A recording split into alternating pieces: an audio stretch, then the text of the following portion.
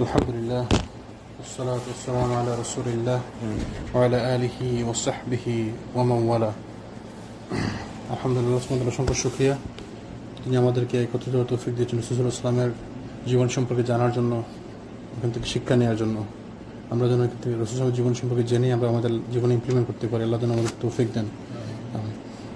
আমরা আলোচনা করতেছিলাম ব্যাটল অফ আহজাব, খন্দকের যুদ্ধ সম্পর্কে। জি ইনশাআল্লাহ আহজাবের যুদ্ধ সম্পর্কে আমরা আলোচনা করতেছিলাম। আমরা ইনশাআল্লাহ আজকে ওটা শেষ হয়ে যাবে। বলতেছিলাম যে রাসূল সাল্লাল্লাহু আলাইহি ওয়াসাল্লাম এক পর্যায়ে শেষের দিকে দোয়া করলেন শত্রুদের বিরুদ্ধে। তো এই দোয়াগুলো হচ্ছে পরিচিত আমাদের মধ্যে কুনুত নাজেলা বলে পরিচিত। যখন আমরা কুনুত নাজেলা দোয়াগুলা করি, যে শত্রুদের বিরুদ্ধে যখন আমরা কোনো দোয়া করি, তখন আমরা কিছু দোয়ার মধ্যে কিছু শব্দ আমরা বলি। রাসূল সাল্লাল্লাহু আলাইহি ওয়াসাল্লাম কি দোয়া ইউজ করছেন? আল্লাহুম্মা মুনজিলুল কিতাব সারিউল হিসাব আহজিমিল আহজাব আল্লাহুম্মা আহজিমহুম ওয়া জালজিলহুম। তো এই যে দোয়াগুলো, এই শব্দগুলো হচ্ছে দোয়া কুনুতে নাজালার সব দোয়া। তো এই অর্থগুলো কি অনেক সুন্দর অর্থ। সুবহানাল্লাহ, রাসূল সাল্লাল্লাহু ইউজ করছেন। দেখেন, তিনি বলছেন, হে আল্লাহ মুনজিল আল কিতাব, হে কিতাব অবতীর্ণকারী, সারিউল হিসাব, দ্রুত হিসাব গ্রহণকারী, আহজিমিল আহজাব, এই সেনাবাহিনীকে পরাভূত করুন, আল্লাহুম্মা আহজিমহুম ওয়া জালজিলহুম, আল্লাহ তাদেরকে পরাভূত করুন এবং তাদেরকে প্রকম্পিত করুন। এগুলো হচ্ছে শত্রুদের প্রতি বদদোয়া। যখন আমরা কুনুতে নাজালার দোয়াগুলো করি, তা আমরা দেখবেন যখনই কেউ কুনুতে নাজালার দোয়া করতেন এই দোয়াগুলো করে, আল্লাহুম্মা আল্লাহুম্মা মুনজিলাল কিতাব মুজরিয়াস সাহাব হাজিমাল আহজাব ওয়া আহজিমহুম ওয়া জালজিলহুম রব্বানা আরিনা ফীহিম আযাইবা কুদরতি। আল্লাহ, আপনি তাদেরকে আপনার শাস্তি দেখিয়ে দিন, তাদেরকে আপনি এক এক করে ধ্বংস করুন, তাদেরকে একজন একজন করে আপনি হত্যা করুন। এভাবে দোয়াগুলো অর্থ এরকম হয়। অনেক সুন্দর দোয়া। তো এই দোয়াগুলো কখন ইউজ করা হয়? যখন কুনুতে নাজেলা ব্যবহার করা হয়। তো এই দোয়ার ফলে আল্লাহ সুবহানাহু ওয়া তাআলা মুসলমানদের দোয়া এবং রাসূল সাল্লাল্লাহু আলাইহি ওয়াসাল্লামের দোয়া কবুল করে নেন। তো মুশরিকদের ঐক্যে ফাটল সৃষ্টি হয়। আল্লাহ সুবহানাহু ওয়া তাআলা তাদের ঐক্যে ফাটল সৃষ্টি করে দেন এবং তাদের মনোবল ভেঙে যায়। অতঃপর তাদের উত্তপ্ত বায়ুর তুফান প্রেরণ করেন। তুমি বারবার বলছিলেন যে আল্লাহ সুবহানাহু ওয়া তাআলার যে আর্মি, তার মধ্যে বায়ু, আল্লাহর আর্মির মধ্যে আছে বাতাস, আল্লাহর আর্মি সমূহের মধ্যে আছে বৃষ্টি, আল্লাহর আর্মি সমূহের মধ্যে আছে পোকামাকড়, পাখি। আল্লাহ যা ইচ্ছা তাই করতে পারেন। আল্লাহ যদি চান মানুষের আপনার মনের মধ্যে, শত্রুদের মনের মধ্যে ভয় সৃষ্টি করে দেবেন, সেটাও আল্লাহর পক্ষ থেকে আল্লাহর আর্মি মনের মধ্যে ভয় সৃষ্টি করে দেন, তাদের মধ্যে অটোমেটিক ভাঙন সৃষ্টি হয়ে যায়। এটা আল্লাহর পক্ষ থেকে রাহমত, আল্লাহর পক্ষ থেকে নিয়ামত। তো আল্লাহ সুবহানাহু ওয়া তাআলা যদি চান মুসলমানদের সাহায্য করার জন্য, মুমিনদের সাহায্য করার জন্য, আল্লাহ আসলে কোনো কাউকে লাগবে না। আল্লাহ চাইলে যে কোনোভাবে সাহায্য করতে পারেন, বাতাস দিয়ে, গরম দিয়ে, আবহাওয়া দিয়ে, ঠান্ডা দিয়ে। আল্লাহ সুবহানাহু ওয়া তাআলা ধ্বংস করছেন না? আদ জাতিকে ধ্বংস করছেন, সামুদ জাতিকে ধ্বংস করছেন, কওমে লূতকে ধ্বংস করছেন। কারো সাহায্য লাগছে? আল্লাহ প্রকৃতির মাধ্যমে ধ্বংস করছেন। নূহ আলাইহিস সালামের কওমকে আল্লাহ কি দিয়ে ধ্বংস করছেন? পানি দিয়ে। কাউকে বায়ু দিয়ে ধ্বংস করছেন, কাউকে শব্দ দিয়ে ধ্বংস করছেন। আল্লাহ সুবহানাহু ওয়া তাআলা সবগুলো আল্লাহ সুবহানাহু ওয়া তাআলা আর্মি। তো তিনি তাদের উপর উত্তপ্ত বায়ুর তুফান প্রেরণ করেন, যা তাদের তাঁবু উপড়ে দেয় এবং মৃত পাত্রসমূহ উল্টে দেয়, তাঁবুর খুঁটিসমূহ উৎপাটন করে ফেলে এবং সবকিছুকে তছনছ করে ফেলে। তো দেখেন আল্লাহ সুবহানাহু ওয়া তাআলা কিভাবে তাদের মনোবল ধ্বংস করতেছেন, মনোবল নষ্ট করতেছেন। ধরেন আপনি ক্যাম্প করে আছেন, সুন্দর আপনার ক্যাম্প চলতেছে, হঠাৎ করে একটা বায়ুর তুফান আসলো, আপনার ক্যাম্প সব উল্টাপাল্টা ভেঙে গেল, সব তো তাঁবু টাবু সব উল্টে গেল, সবকিছু ঘোড়া কোন দিকে চলে গেল, উট কোন দিকে চলে গেল, আপনার মনোবল থাকবে যুদ্ধ করার? তো এই দেখেন আল্লাহ সুবহানাহু ওয়া তাআলা কিভাবে সাহায্য করেন মুমিনদেরকে। যখন আল্লাহ চান সাহায্য করেন, তখন আল্লাহ সাহায্য পাঠান। এর সঙ্গে আল্লাহ প্রেরণ করেন ফেরেশতা বাহিনী, যারা তাদের অবস্থানকে নড়চড় করে দেন এবং অন্তরের ত্রাসের সঞ্চার করেন। দেখেন আল্লাহ তাদের মনের মধ্যে ভয় ভীতি ঢুকিয়ে দেন, ফেরেশতাদেরকে পাঠান, ফেরেশতাদের মাধ্যমে তাদেরকে আল্লাহ ভয় দেখিয়ে দেন। তো সেই তীব্র শীতের রাত্রি রাসূল সাল্লাল্লাহু আলাইহি ওয়াসাল্লাম হুযায়ফা বিন ইয়ামানকে প্রেরণ করেন মুশরিকদের সংবাদ সংগ্রহের উদ্দেশ্যে। হুযায়ফা ইবনুল ইয়ামান রাদিয়াল্লাহু আনহু নাম করা সাহাবী। তিনি কি জন্য বিখ্যাত? হুযায়ফা ইবনুল ইয়ামান সাহাবী, এর জন্য বিখ্যাত না? কিন্তু তার একটা স্পেশালিটি আছে, কে জানেন? তার একটা উপনাম আছে, হুযায়ফা ইবনুল ইয়ামান। একটি যখনই ওই কিয়ামত সম্পর্কে যত হাদিস বর্ণনা হয়েছে, অনেকগুলো আছে হুযায়ফা ইবনুল ইয়ামান থেকে। তিনি বলতেন যে রাসূল সাল্লাল্লাহু আলাইহি ওয়াসাল্লামকে সবাই জিজ্ঞেস করতে ভালো জিনিস সম্পর্কে, আমি জিজ্ঞেস করতাম যে খারাপ জিনিসগুলো সম্পর্কে। যে তিনি জিজ্ঞেস করছেন, ইয়া রাসূলুল্লাহ, যখন রাসূল বলছেন যে আমার এই প্রজন্ম হচ্ছে শ্রেষ্ঠ প্রজন্ম, খায়রুল কুরুনি কারনি সুম্মা আল্লাযিনা ইয়ালুনহুম সুম্মা আল্লাযিনা ইয়ালুনহুম, এই প্রজন্ম হচ্ছে শ্রেষ্ঠ প্রজন্ম, তারপরে তার পরবর্তী প্রজন্ম, তারপরে তার পরবর্তী প্রজন্ম। তো সবার মধ্যে তো কোনো প্রশ্ন নাই। হুদাইফা ইবনে ইয়ামান প্রশ্ন, ইয়া রাসূলুল্লাহ, এরপর কি ইসলাম ধূলিধূসরিত হয়ে যাবে, ইসলাম কি নষ্ট হয়ে যাবে? তো এই যে বললেন 3 প্রজন্ম হচ্ছে শ্রেষ্ঠ প্রজন্ম, তারপরে কি হবে ইসলামের? তার মাথায় প্রশ্ন আসছে, তিনি প্রশ্ন করতেন। তিনি মতে সবাই ভালো জিনিস সম্পর্কে প্রশ্ন করতেন, আমি জিজ্ঞেস করতাম যে খারাপ জিনিস সম্পর্কে, কেন যাতে বেঁচে থাকতে পারি। রাসূল বললেন কি যে তারপরে ইসলাম ধূলিধূসরিত হয়ে যাবে, ইসলাম একটু পিওর শেপে থাকবে না। তো বললো তারপরে কি ইসলাম আবার আগের অবস্থায় ফিরে আসবে? তো তিনি রাসূল বললেন যে ইসলাম আগের অবস্থায় ফিরে আসবে, তো ওই আগের মতো আর হবে না পিওর, তো কিছু ধূলিধূসরিত থাকবে। তো এইভাবে যে প্রশ্নগুলো, যে তখন আমরা কি করব, আখির জমানাতে যখন এই সমস্যা হবে তখন আমরা কি করবো, এই প্রশ্নগুলো করতেন হুদাইফা ইবনে ইয়ামান রাদিয়াল্লাহু আনহু। তো এটি তার স্পেশাল পরিচয় না, তার স্পেশাল পরিচয় যে তিনি হচ্ছেন সাহিবুস সির। রাসূল তাকে গোপন সংবাদ দিতেন, রাসূল সাল্লাল্লাহু আলাইহি ওয়াসাল্লামের গোপনীয়তা রক্ষাকারী ছিলেন তিনি, যেজন্য তাকে বলে সাহিবুস সির, যে গোপনীয়তা রক্ষাকারী। রাসূল সাল্লাল্লাহু আলাইহি ওয়াসাল্লাম তাকে সব মুনাফিকদের নাম বলছিলেন, তো সব মুনাফিকদের নাম তার কাছে ছিল লিস্ট। একমাত্র ওই সাহাবী তিনি যিনি সব মুনাফিকদের নাম জানতেন না, কোনো সাহাবী মুনাফিকদের নাম জানতেন না। কেন জানতেন না? রাসূল কেন বলেননি কাউকে? কেউ সৃষ্টি হবে, আর একজন মানুষ মুনাফিক রাসূল জানেন, তো আমি যদি আপনাকে জানাই দিই, সবাইকে জানাই দিই, সবাই তাকে খারাপ ব্যবহার করবে, তার সাথে সমাজে বিশৃঙ্খলা সৃষ্টি হবে। তো এই জন্য মুনাফিকদের নাম তিনি কাউকে বলে যান, শুধুমাত্র হুদাইফা ইবনে ইয়ামান জানতেন। তো তিনি যখন জানতেন, তো ওমর রাদিয়াল্লাহু আনহু যখন শুনলেন যে হুদাইফা জানতেন, তখন হুদাইফা বললেন, তুমি আমাকে বলো কার কার নাম আছে, নাও অন্তত আমাকে বলো আমার নামটা আছে কিনা। ওমর রাদিয়াল্লাহু আনহু জিজ্ঞেস করছেন যে আমার নাম আছে কিনা ইয়ার লিস্টে, মুনাফিকদের লিস্টে। ওমর রাদিয়াল্লাহু আনহুর মতো লোক, যিনি রাসূল বলছেন যে আমার পরে কে খলিফা হলে হতো ওমর, আমার পরে কেউ নবী হতো সে হতো ওমর। নবী, আমি হচ্ছি সর্বশেষ নবী, আমার পরে এখন নবী আসবে, যদি কোনো নবী আসতো আমার পরে সেটা হচ্ছে না ওমর। ওমরের ব্যাপারে রাসূল বলছেন যে ওমর হচ্ছে ফারুক, সত্যমিথ্যা প্রভেদকারী। রাসূল বলছেন যে ওমর হচ্ছে ইসলাম এবং ফিতনার মাঝখানে একটা দরজা। এই ওমর রাদিয়াল্লাহু আনহু কি বলছেন? জান্নাতের সুসংবাদ পাওয়া। রাসূল জীবিত অবস্থায় বলছেন তুমি জান্নাতি, ওমর ফিল জান্নাহ। তিনি কি বললেন যে আমার নাম আছে কিনা মুনাফিকের লিস্টে? হুদাইফা ইবনুল ইয়ামান, হুদাইফা ইবনুল ইয়ামান, হুদাইফা, ইটস ওকে। তো ওনার বাবা মারা গেছিলেন উহুদের যুদ্ধে, ইয়ামান রাদিয়াল্লাহু আনহু। এখন একই আসলে কেউ উচ্চারণ করে আর কি, যেমন হুদাইফা, যেমন হুজাইফা, কেউ দোয়া করে, যে হুদাইফা ইবনুল ইয়ামান। তো ওনার বাবাও ছিলেন সাহাবী, তিনি মারা গেছেন উহুদের যুদ্ধে। তো এই সাহাবী ছিলেন স্পেশাল সাহাবী, এই জন্য ওনার নাম ছিল সাহিবুস সির, গোপনীয়তা রক্ষাকারী। তো ওমর রাদিয়াল্লাহু আনহু যখন কারো জানাজা পড়তে যেতেন, রাসূল মুনাফিকের জানাজা পড়তেন না। তো ওমর যখন খলিফা, তখন তো খলিফার তো মুনাফিকের জানাজা পড়া ঠিক না, তো তিনি কিভাবে বুঝবেন কে মুনাফিক? তিনি অপেক্ষা করতেন, হুদাইফা যারা জানাজা যাবেন না, ওমর তার জানাজা যেতেন না। হুদাইফার যারা জানাজা যাবেন, ওমর তার জানাজা যেতেন, কারণ হুদাইফা তো জানতেন। তো হুদাইফা যদি না, হুদাইফা তো জানে যে মুনাফিকের জানাজা পড়া যাবে না, তো ওমর রাদিয়াল্লাহু করতেন কি, যখন হুদাইফা কারো জানাজা যেত, তখন তিনি ওই জানাজা যেতেন। হুদাইফা যদি কারো জানাজা না যেত, তিনি ওই জানাজায় যেতেন না। তো এর সাহাবীরা এরকম ছিলেন। আমরা কোথ থেকে কত দূরে চলে আসছি। ওই যে এই হাদিস শুনছেন না, এই হাদিসটা অবশ্য অনেকে ওলামারা বলতে চায় না, যে কেউ যদি বেশি বেশি করে ওমরা করে, আল্লাহ তার সম্পদ বাড়িয়ে দেন, তার প্রভিশন বাড়িয়ে দেন, তার রিজিক বাড়িয়ে দেন। শুনছেন এই হাদিসটা? আচ্ছা, এটা ওলামারা বলে না কেন? কারণ মানুষের উদ্দেশ্য চেঞ্জ হবে, যখন ওমরা করবে তোমরা উদ্দেশ্য চেঞ্জ হয়ে যাবে। কারণ আমি আপনাকে বললাম যে আজকে বেশি যদি ওমরা করতে, তাহলে আল্লাহ আপনার সম্পদ বাড়িয়ে দেবেন, আল্লাহ আপনার রিজিক বাড়িয়ে দেবেন। তা আপনার মাথার মধ্যে এটা ঢুকতে পারে, তাহলে তো ওমরা করতে যাই, তাহলে পয়সা হবে আমার। এই জন্য ওলামার এই কথাটা বলেন না। তা আমি আজকে বলছি, আমি দু একদিন বলছিলাম, আমি আসলে এটা বলি না এই জন্য, এটা ওলামার বলে না এই জন্য। আচ্ছা, তো অনেকে প্রশ্ন করে যে আমি তো কত উমরা করলাম, আমার তো সম্পদ বাড়ে না, আমার তো রিজিক বাড়ে না। আসলে আমরা বুঝি না রিজিক যে কি জিনিস, আমরা বুঝি না। রিজিক বলতে আমরা কি বুঝি? শুধু খাবার, তাআম, শুধু তাআম মানে খাবার, এই ভালো খাবার। রিজিক বলতে আমরা বুঝি ওই যে চা, কফি, বিস্কিট, ভাত, তরকারি, এগুলাই। আসলে রিজিক বলতে কি বলেন তো, কি বোঝা যায়? আমরা কি বুঝি রিজিক মানে? তো ওই যে এগুলা খাবার, আল্লাহ রিজিক দিচ্ছেন, খাইলাম আজকে, আসলে রিজিক মানে হচ্ছে প্রত্যেক নিয়ামত আল্লাহর, সম্পদ, সন্তান, পরিবার, জ্ঞান, সুখ, শান্তি, বৃষ্টি, মানে আপনার মনের শান্তি, সন্তুষ্টি, সব কিছু রিজিক আল্লাহর পক্ষ থেকে যা আসে সব রিজিক। কারণ একজন লোক বারবার উমরা করে আসছে, তার মধ্যে দিনই কত চেঞ্জ আসছে সে খেয়ালই করতেছে না। তার দিনের জ্ঞান কত বাড়ছে, আল্লাহ তাকে দিনের জ্ঞান কত বাড়াই দিচ্ছেন।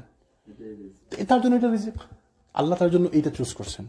কাউকে আল্লাহ সম্পদ দিয়ে বৃদ্ধি করছেন, কাউকে আল্লাহ খাবার দিয়ে বৃদ্ধি করে দিচ্ছেন, কাউকে আল্লাহ সন্তান দিয়ে বৃদ্ধি করে দিচ্ছেন, কাউকে আল্লাহ দিনের জ্ঞান দিয়ে বৃদ্ধি করে দিচ্ছেন।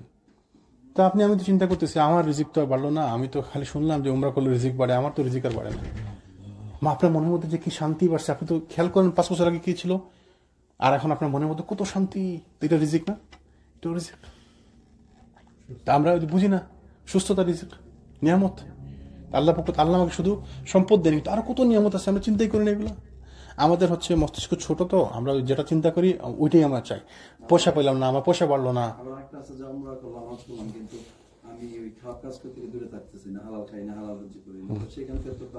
না সেটা তো ভিন্ন। তার উমরা হজ কবুল হইল না, সে ওইভাবে তার উদ্দেশ্য ভালো ছিল না, তার উমরা হজ কবুল হইল না, হজ উমরা এগুলো কবুল হইল না। এই জন্য কবুল হইতো তাহলে তো সে ভালো কাজ করতো, সে খারাপ কাজ থেকে বিরত থাকতো। জি, ওই খেয়াল করে নাই, ভালো মতো খেয়াল করে নাই, উদ্দেশ্য এখলাস ঠিক ছিল না, তার উদ্দেশ্য ছিল মানুষকে দেখানো। জি জি, তারপরে উদ্দেশ্য হচ্ছে বড়, মানুষকে দেখানো। কেউ হজ উমরা যায় আল্লাহকে সন্তুষ্ট করার জন্য, কেউ হজ উমরা যায় এসে নাম লাগাতে হাজি, যে সবই তো আছে আমার খাতায়, স্কেজুলে, মানে আমার রেজুমেতে সবই আছে, শুধু হজটা নাই। কেমনটা লাগে? সমাজের এত বড় নাম করা লোক আমি হাজি না হলে কেমন হয়, কেমনটা লাগে? তো একটা হজ একটা করা দরকার। তো এই হচ্ছে আমার অনেকের মেন্টালিটিটা, আসলে এটা যদি জি এফডিআর করা তো ঠিক না। আমি জানি, এই জন্য বলতেছি। আর উলামারা বলছে কি, যদি কোনো এই ঝামেলা থাকে তার হজ ফরজ আদায় হয়ে যাবে, কিন্তু তার ওই যে সব ঘাটতি হবে, সবের ঘাটতি হবে। ফরজ আদায় হবে কিন্তু সবের ঘাটতি হবে, এটা কবুল করতে হবে আল্লাহ আলম। তবে তার সে কেমন বলতে হবে যে আমি তো ফরজটা আদায় করছি। তো এই জন্য এইটা আমরা হজে যাওয়ার আগে সবগুলো খেয়াল করছি, কিন্তু যেগুলো আমার হাতে না, যখন এখন আমার হজ করার সুযোগ আসছে, আর আমার বাড়ি এখন সুদে আছে, আর আমি কিছু করার নেই, এটা আমি বিপদের মধ্যে আছি, কিন্তু অন্তত আমার বুঝ আছে যে আমি চেষ্টা করতেছি যে আমি আমার বাদ দিয়ে দিব, শেষ করে দিব আমি as soon as possible। ওই যে কালকে বললো না যে আমার 90% শেষ হয়ে গেছে, তো আমি খেয়াল করি, জানতাম না, আমি জানছি, এখন আমার কিছু করার নাই, এখন আমি কি করবো? তো আমার মনের মধ্যে অন্তত ঘৃণাটা আছে। মানে ধরেন একজন বাড়ি নিচ্ছে, 25 বছর থেকে দিতেছে সুদ, এখন কিছু টাকা বাকি আছে, সে কি করবে? মাত্র জানছে, জ্ঞান তো আগে ছিল না। তো ওই পরিস্থিতিতে তার মনের মধ্যে অন্তত ঘৃণা থাকতে হবে। আর আমি সুদকে ভালোবাসি, ঘুষকে পছন্দ করি, আবার আমি হজে যাব না। একজন লোক বিড়ি খায়, হইতে পারে যে সে বিড়ি খাইতো, এখন সে বুঝতে পারছে এটা খারাপ, হারাম কাজ, সে চেষ্টা করতেছে ছাড়ার, এবং সে হজে দিতেছে যে আল্লাহ আমাকে সাহায্য করে, আমি এটা ছাড়তে চাই। তো তার মধ্যে আর যে ইচ্ছা করে বিড়ি খায়, দুজনের মধ্যে পার্থক্য আছে, যদিও দুজনে বিড়ি খায়, তাই না? তো হারামের বুঝ থাকা আর ওইটার মানে অনুশোচনা থাকা, আর হারাম কাজ স্পন্টেনিয়াসলি করতেছে, ওইটার মধ্যে পার্থক্য আছে, দুইটা সমান না। তো এই জন্য আল্লাহ যেন আমাদের বুঝদান করেন। তো আল্লাহ সুবহানাহু ওয়া তাআলা তাদের অন্তরে ত্রাসের সঞ্চার করেন। তো সেই তীব্র শীতের রাতে রাসূল সাল্লাল্লাহু আলাইহি ওয়াসাল্লাম হুদাইফা ইবনে ইয়ামানকে প্রেরণ করেন মুশরিকদের সংবাদ সংগ্রহের উদ্দেশ্যে। তিনি যখন সমাবেশস্থলের নিকটে পৌঁছেন, তখন প্রত্যক্ষ করেন যে প্রত্যাবর্তনের জন্য তাদের প্রস্তুতি পর্ব প্রায় সম্পন্ন, মানে তারা ফিরে যাওয়ার প্রস্তুতি নিচ্ছে। দেখেন আল্লাহ সুবহানাহু ওয়া তাআলা কিভাবে রক্ষা করছেন। 10,000 লোক একত্রিত হয়েছিল মদিনাকে, রাসূল সাল্লাল্লাহু আলাইহি ওয়াসাল্লামকে একদম সমূলে ধ্বংস করে দেবে। 10,000 লোক, কত এগেনস্টে, কত রাসূল সাল্লাল্লাহু আলাইহি ওয়াসাল্লামের সাথে 1,500 লোক, 1,400 লোক, 1,400 সাহাবী।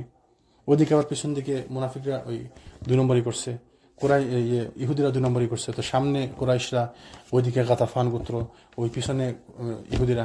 কি বিপদ থেকে আল্লাহ বাঁচাইছে, অথচ ওইটা কোনো যুদ্ধই ছিল না। ওই যুদ্ধে মাত্র 3-4 লোক মারা গেছে। রাসূল সাল্লাল্লাহু আলাইহি ওয়াসাল্লাম, আল্লাহ সুবহানাহু ওয়া তাআলার হুকুম, আল্লাহ সুবহানাহু ওয়া তাআলার তৌফিক দিয়েছেন, সাহাবীদের মাথায় বুদ্ধি আসছে, পরীক্ষা খনন করছেন, কোনো যুদ্ধই হয় নাই। তো কি বিপদ থেকে আল্লাহ বাঁচাইছেন, অথচ ওই সংখ্যক লোক মদিনাতে আক্রমণ, মদিনাকে একদম সমূলে ধ্বংস করে দিতে পারত, তাই না? তা আল্লাহ কিভাবে বাঁচাইছেন? তো তারা তিনি হুদাইফা ইবনে ইয়ামান দেখলেন যে তারা তাদের প্রস্তুতি প্রায় সম্পন্ন, ফিরে যাওয়ার প্রত্যাবর্তনের জন্য। হুদাইফা রাসূল সাল্লাল্লাহু আলাইহি ওয়াসাল্লামের খেদমতে উপস্থিত হয়ে তাদের ফেরত যাত্রা সম্পর্কে তাকে অবহিত করেন। প্রভাতে রাসূল সাল্লাল্লাহু আলাইহি ওয়াসাল্লাম প্রত্যক্ষ করেন যে তাদের প্রত্যাবর্তনের ফলে ময়দান একদম পরিষ্কার হয়ে গেছে, মানে তারা চলে গেছে। সকালে দেখলেন তারা চলে গেছে অলরেডি। কোনো প্রকার সাফল্য লাভ ছাড়া গভীর অসন্তোষ এবং ক্রোধ সহ মুসলিমদের শত্রুদের আল্লাহ সুবহানাহু ওয়া তাআলা ফেরত পাঠিয়ে তাদের সঙ্গে যুদ্ধ করার জন্য একাকী যথেষ্ট হয়েছেন। আল্লাহ সুবহানাহু ওয়া তাআলা এটা একলাই টেক কেয়ার করে নিয়েছেন, মুসলমানদের যুদ্ধ করা লাগেনি। আসলে আল্লাহ তার সাহায্য দিয়ে, গায়েবী সাহায্য দিয়ে সাহায্য করে নিয়েছেন, যুদ্ধ শেষ হয়ে গেল। তো মোট কথা আল্লাহ সুবহানাহু ওয়া তাআলা আপন ওয়াদা পূরণ করেছেন এবং নিজ সৈন্যদের ইজ্জত প্রদান করেছেন। এবং এই অবস্থার প্রেক্ষাপটে রাসূল সাল্লাল্লাহু আলাইহি ওয়াসাল্লাম মদিনা প্রত্যাবর্তন করেন, তখন তিনি মদিনায় ফেরত আসেন। খন্দকের যুদ্ধ সংঘটিত হয়েছিল ৫ম হিজরি শাওয়াল মাসে এবং মুশরিকগণ আনুমানিক ১ মাস যাবৎ রাসূল সাল্লাল্লাহু আলাইহি ওয়াসাল্লাম এবং মুসলিমদেরকে অবরোধ করে রেখেছিল।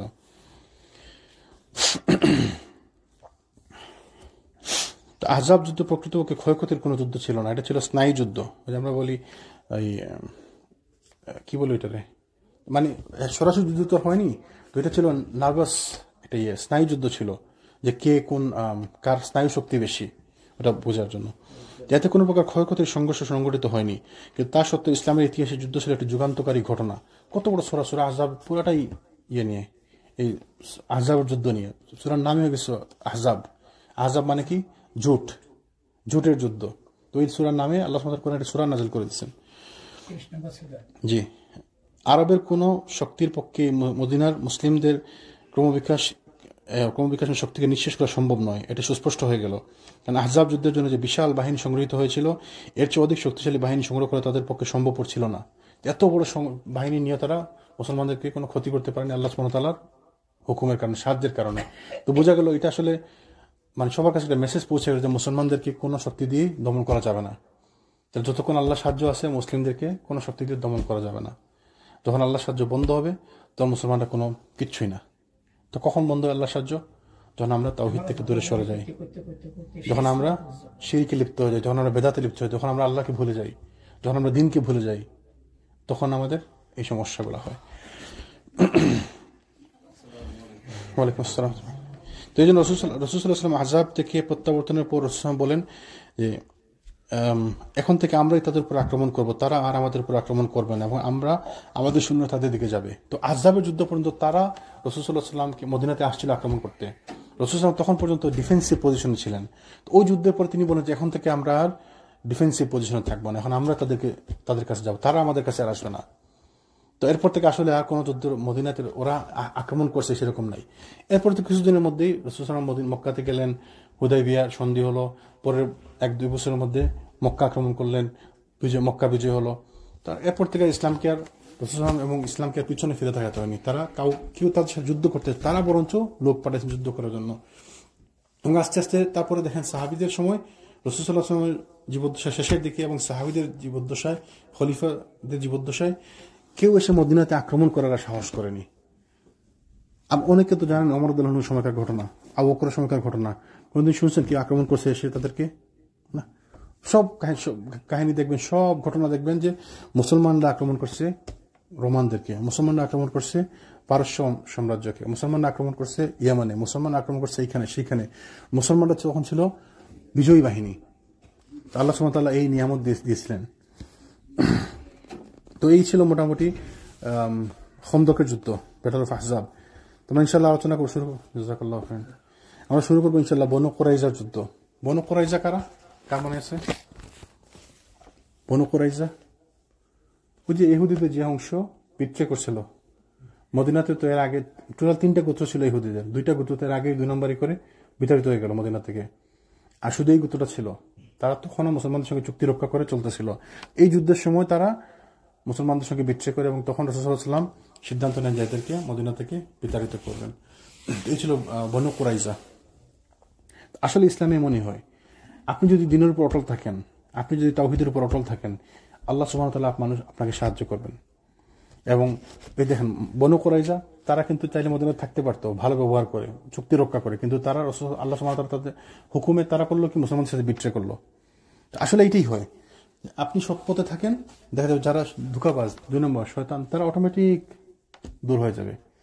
হাদিস মধ্যে রাসূল বলছেন যে মদিনাতে কোনো মুনাফিক থাকতে পারবে না। কিয়ামতের আগে মদিনাতে ভূমিকম্পন সৃষ্টি হবে, এতে করে যারা মুনাফিক, যারা দুর্বল ইমানদার, যারা তারা মদিনা থেকে বিতাড়িত হয়ে যাবে। বলবে যে মনে করে যে মদিনাতে ধ্বংস হয়ে যাবে, মদিনা থেকে বের হয়ে যাবে, এবং বের হয়েই জালে খপ্পরে পড়বে।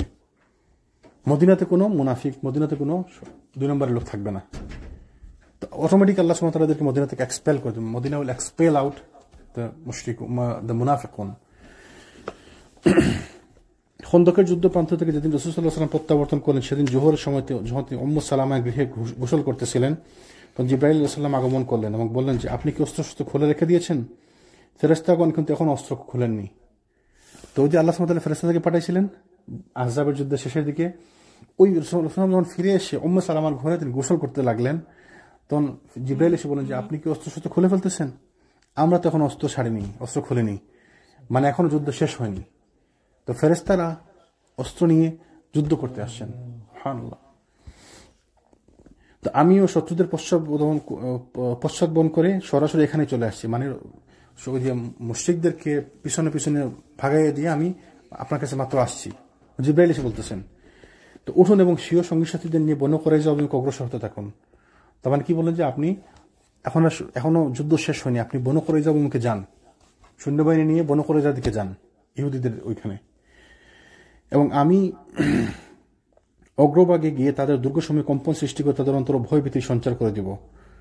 জিবরাইল বললেন যে আপনি রওনা দিন, আমি ওইখানে আগেভাগে ওইখানে গিয়ে তাদের মনের মধ্যে ভয় সঞ্চার করে দেব, তাদের দুর্গে গিয়ে তাদেরকে ভয় দেখাবো। দেখেন যুদ্ধ কিন্তু শেষ হয় নাই। সাহাবিরা কি বলেন, তার সাহাবিরা জিবরাইল তো আর নিজে থেকে কোনো কথা বলবে না, তাই না? আল্লাহ পক্ষ থেকে হয়ে আসছে নিশ্চয়ই, নিশ্চয়ই মেসেজ পাইছেন যে যুদ্ধ শেষ হয়নি, এখন আপনি এখনই উঠুন, সাহাবিদেরকে নিয়ে সৈন্যবাহিনী নিয়ে আপনি বনু কুরাইজা অভিমুখে রওনা দেন, এবং আমি আগে ওইখানে গিয়ে ওদের মনের মধ্যে ভয়ভীতি সঞ্চার করতেছি। রাসূল সাল্লাল্লাহু আলাইহি ওয়াসাল্লামকে এই কথা বলার পর জিবরাইল আলাইহিস সালাম ফেরেশতাদের দল নিয়ে রওনা হয়ে গেলেন, যাত্রা করলেন বনু কুরাইজা অভিমুখে। এদিকে রাসূল সাল্লাল্লাহু আলাইহি ওয়াসাল্লাম একজন সাহাবীর মাধ্যমে ঘোষণা করে দিলেন যে যারা শ্রবণ এবং আনুগত্যের উপর দণ্ডায়মান আছেন তারা আসরের সালাত পড়বেন বনু কুরাইজায় গিয়ে। এই ঘটনা সবাই জানেন, অনেক বিখ্যাত ঘটনা যে আসরের সালাত পড়বে বনু কুরাইজায় গিয়ে।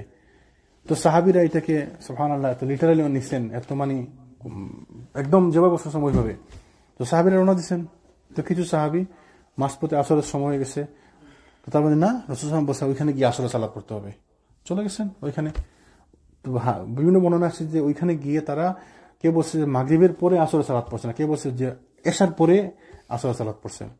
আর কিছু লোক করছেন কি, এক গ্রুপ লোক করছে যে না আসরের সালাতের সময় হয়েছে, তাহলে আসরের সালাত আমি এখানে পড়বো। রাসূল সাল্লাল্লাহু আলাইহি ওয়াসাল্লাম তো এটা মিন করেনি যে আসরের সালাত পড়া যাবে না, ফরজ সালাত ফরজ সময় পড়তে হবে। আর বুঝেছে যে তাড়াতাড়ি করে যাও, তোমরা এখনই যাও, কোনো সময় নষ্ট করবা না। তো তারা এখানে পড়ছে, এক গ্রুপ অন টাইমে পড়ছে আসরের সালাত, আরেক গ্রুপ এখানে বলছে ওইখানে যা পড়তো ওখানে যা পড়বো আমরা।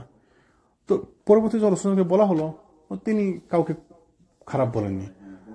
তার মানে কি বোঝা গেল, ওইটা নিয়ে আমাদের মধ্যে অনেক আলোচনা হয় এবং সবাই এটাই উদাহরণ দেয়, দুইটাই ঠিক।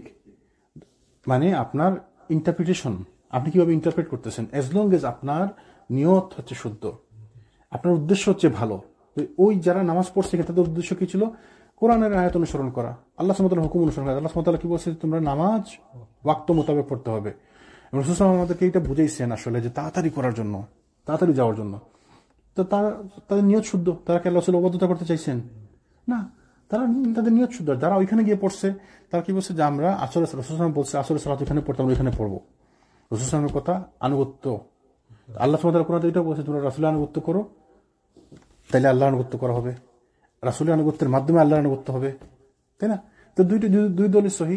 তাদের মনের মধ্যে ছিল ইখলাস, তাদের খুলুসিয়ত ছিল, রাসূল সাল্লাল্লাহু আলাইহি ওয়াসাল্লামের প্রতি ভালোবাসা ছিল, আল্লাহর প্রতি ভালোবাসা ছিল, দ্বীনের প্রতি ভালোবাসা ছিল।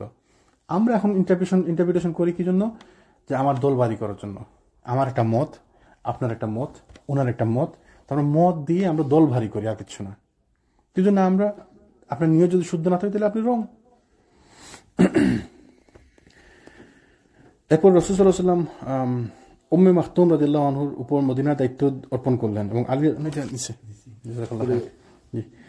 তো উম্মে মাখতুম রাদিয়াল্লাহু আব্দুল্লাহ ইবনে উম্মে মাখতুমের হাতে মদিনার দায়িত্ব অর্পণ করে তিনি আলী রাদিয়াল্লাহু আনহুর হাতে যুদ্ধের পতাকা দিয়ে বনু কুরাইজা অভিমুখে রওনা করলেন, তাদেরকে প্রেরণ করে দিলেন। যখন তিনি বনু কুরাইজার দুর্গ সমূহের নিকট গিয়ে পৌঁছলেন তখন তারা রাসূল সাল্লাল্লাহু আলাইহি ওয়াসাল্লামের উপর গালিগালাজের বৃষ্টি বর্ষণ করতেছিল। তো ইহুদীরা রাসূল সাল্লাল্লাহু আলাইহি ওয়াসাল্লামের উপর গালিগালাজ করতেছিল। তারা অতঃপর রাসূল সাল্লাল্লাহু আলাইহি ওয়াসাল্লাম মুহাজির এবং আনসারদের একটি সুসংগঠিত দল নিয়ে অগ্রসর হলেন।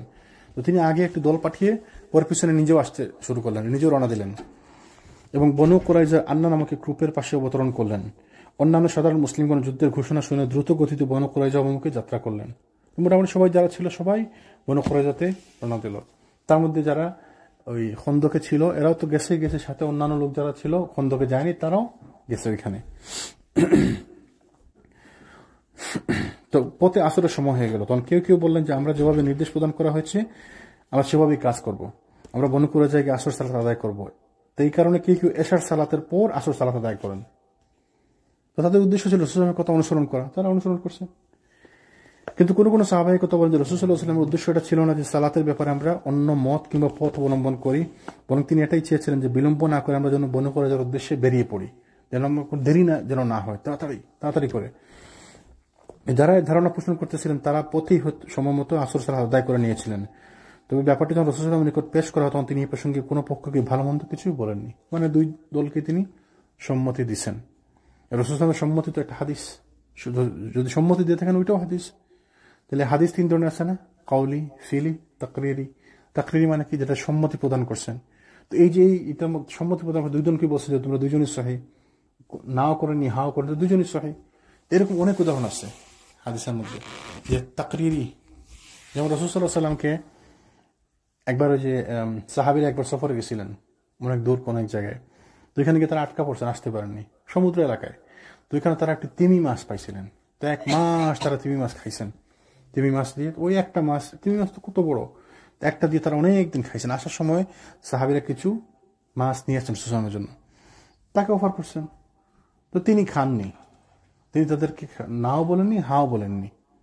তো বোঝা গেল যে মাছ খাওয়া হালাল। আবার যদি কেউ মাছ না খায় কোনো অসুবিধা নেই, তাই না? তখন যদি আপনি বলেন যে গুইসাপের খাবারটাও ছিল, যে তিনি এটা খানি, বলছেন আমার রুচি না তোমরা খাও। মাছের ব্যাপার মাছটাও তিনি খাননি, রাসূল মাছটা খাননি। তো কেউ যদি খায় না, ওইটা অন্য হাদিস। তাইলে বোঝা গেল মাছ খাওয়াটা রাসূল না করেননি, তাই না? ওই যে ওই তিমির যে মাছ তার কিছু অংশ নিয়ে আসছিল, তো তার মানে ওই তাকরিরি তিনি না করেননি। তো এরকম অবশ্যই যাবে, সামুদ্রিক সব প্রত্যেক প্রাণী খাওয়া যাবে, সামুদ্রিক প্রাণী প্রত্যেকটা খাওয়া, শুধুমাত্র যদি এই হিংস্র, যদি না অন্য ক্রাইটেরিয়াতে হারাম হয়। না, হিংস্র না, ferocious, those who kills other. না, some criteria. Shark is হিংস্র, shark মানে ferocious। তো শার্ক তো আবার অন্য মাছকে খায়, এই জন্য শার্ক অনেকে না খাইতে বলছে। আবার অনেকে বলছে যেহেতু না, তিমি মাছের মধ্যে ক্যাটাগরি আছে, ব্লু ওয়েল, যেটা কিলার ওয়েল আছে, ব্লু ওয়েল আছে, হোয়াইট ওয়েল, মানে অনেক ধরনের আছে। Some of them are really like কোনো মানে ইয়ে না। আর তার তো খাদ্যই হচ্ছে সেই মাছ খাওয়া, তো তার খাদ্য হচ্ছে মাছ, সে তো মাছই খাবে, সে তো অন্যান্য ছোট ছোট মাছগুলো খাবে, এটা তার খাদ্য। কিছু সামুদ্রিক প্রাণী যেগুলো মানুষ পর্যন্ত খায়, যা তা যে কোনো কিছু খায় ফেলে, তো ওগুলো খাওয়া যায়। যেমন আবার শারীরিক ক্ষতি হয়, যেমন ইলেকট্রিক ইল একটা আছে, ইল বাইন মাছ মধ্যে একটা আছে ইলেকট্রিক ইল, যেটা ওই ইলেকট্রিসিটি আছে এদের শরীরে, তো এটা খাইতে গেলে আমাদের ক্ষতি আছে। হ্যাঁ, তো এটা খাইতে গেলে আমাদের ক্ষতি আছে, আমরা ওটা খাবো না। তো যেটা ক্ষতিকর আমাদের জন্য ওইটা আমরা খাবো না, যে এজ লং এজ যেটা অন্য মশালাতে গিয়ে হারাম না হয়, তাহলে সামুদ্রিক সবকিছু হালাল। তো যে কোনো প্রকার বিভিন্ন দলে বিভক্ত হয়ে মুসলিম সৈন্যদল বনু কুরাইজায় গিয়ে পৌঁছলেন এবং রাসূল সাল্লাল্লাহু আলাইহি ওয়াসাল্লামের সঙ্গে মিলিত হলেন। অতঃপর বনু কুরাইজা দুর্গ সময় চতুর্দিক থেকে ঘিরে ফেললেন। মুসলিম বাহিনীর সংখ্যা তখন ছিল 3000 এবং ঘোড়ার সংখ্যা ছিল 30টি। তো 3000 সংখ্যা ছিল। তো আহজাবের যুদ্ধে ছিলেন কতজন? 1400। এখন 3000, কারণ যারা চাইতে পারেননি, বয়স্ক, ছোট বাচ্চা, বুড়া, মহিলা সব মোটামুটি অনেকে জয়েন করছে এখন। বনু কুরাইজার ইহুদিগণ যখন 8-60 অবরুদ্ধ অবস্থার মধ্যে নিপতিত হল, তখন ইহুদি নেতা কাব ইবনে আসাদ তাদের মধ্যে 3টি পরিবর্তনশীল প্রস্তাব উপস্থাপন করলো। কাব ইবনে আসাদ তাদের নেতা ছিল বনু কুরাইজা। সে আসলে প্রথমে মুসলমানদের বিরুদ্ধে যাইতে চায়নি। যখন তাকে এসে ওই যে হুয়াই বিন আখতাব, অন্য গোত্রের বনু নাজিরের যে নেতা এসে তাকে ফুসলাতে লাগলো, তখন সে প্রথমে না করতেছিল, সে যাইতে চাচ্ছিল না। পরবর্তী তাকে জোর করে, বাধ্য করে, তাকে ফুসলিয়ে তাকে নিয়ে গেছিল। এখন যখন বিপদের মধ্যে পড়ছে, অবরুদ্ধ অবস্থায় আছে, মুসলমান এসে তাদেরকে ঘিরে ফেলছে, অবরোধ করে, তখন সে তাদেরকে বলল যে তোমাদের সামনে 3টি পথ আছে। তো কি কি পথ? 1 নম্বর, হয় তোমরা ইসলাম গ্রহণ করে মুহাম্মদের দ্বীনে প্রবেশ করো, স্বীয় জানমাল এবং সন্তান সন্ততি ধ্বংস প্রাপ্তি থেকে রক্ষা করবে।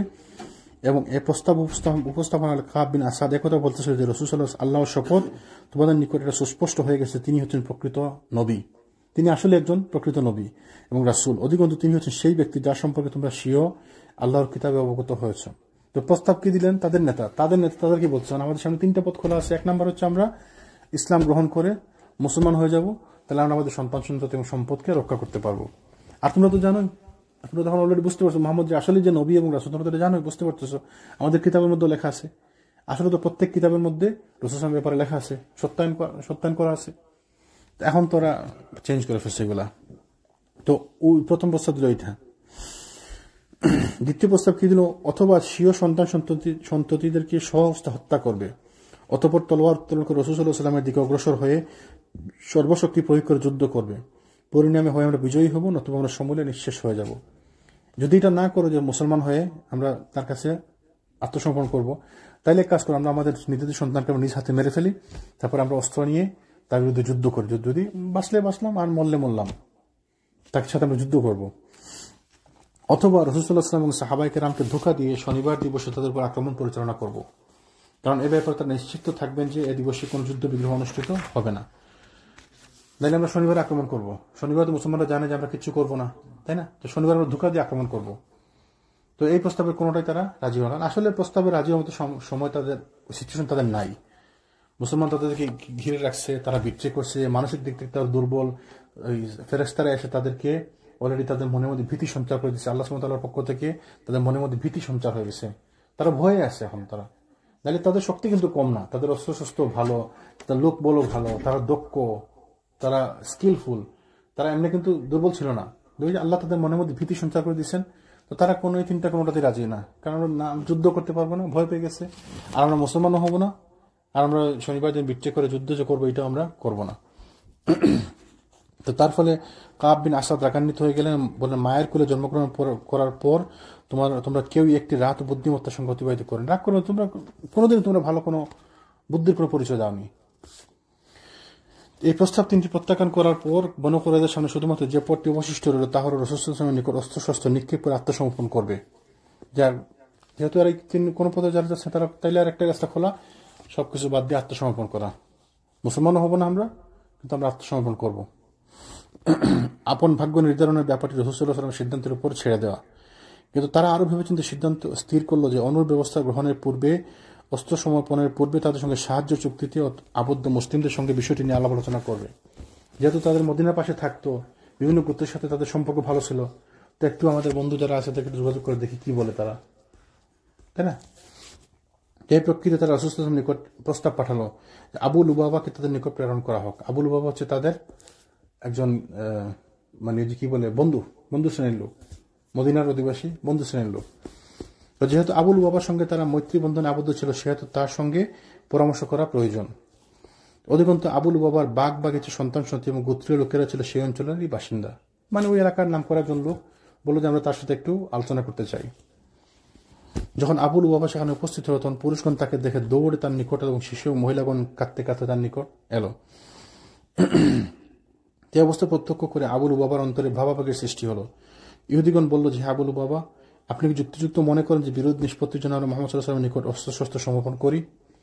তারা মত চাইলো, আমরা কি করবো, তুমি কি বলো এখন? তো সে বললো যে হ্যাঁ, কিন্তু সঙ্গে সঙ্গে তার হাত কন্ট্রোলার দিকে ইশারা ছিল, মানে সে বললো হ্যাঁ, কিন্তু আবার ওইদিকে ইশারা করলো, মানে আমরা এদেরকে হত্যা করবো, তো তোমরা এদেরকে সাথে যুদ্ধ করো, যে পরামর্শ দিল। তো মুখে বলতেছে এক, আবার ইশারা করে বলতেছে অন্যরকম। কিন্তু সে ততক্ষণ ব্যাপারটা উপলব্ধি করলেন, বুঝতে পারলো যে এটা হচ্ছে রাসূল সাল্লাল্লাহু আলাইহি ওয়াসাল্লাম আল্লাহর প্রতি সুস্পষ্ট খেয়ানত, তাকে যে সম্মান দিয়ে আনা হয়েছে, তো এটা খেয়ানত। তো সে এই কারণে সে রাসূল সাল্লাল্লাহু আলাইহি ওয়াসাল্লামের নিকট প্রত্যাবর্তন না করে সরাসরি মসজিদে নববীতে গিয়ে তার নিজের হাত পা খুঁটির সাথে বেঁধে সে ওইখানে অপেক্ষা করতে লাগলো।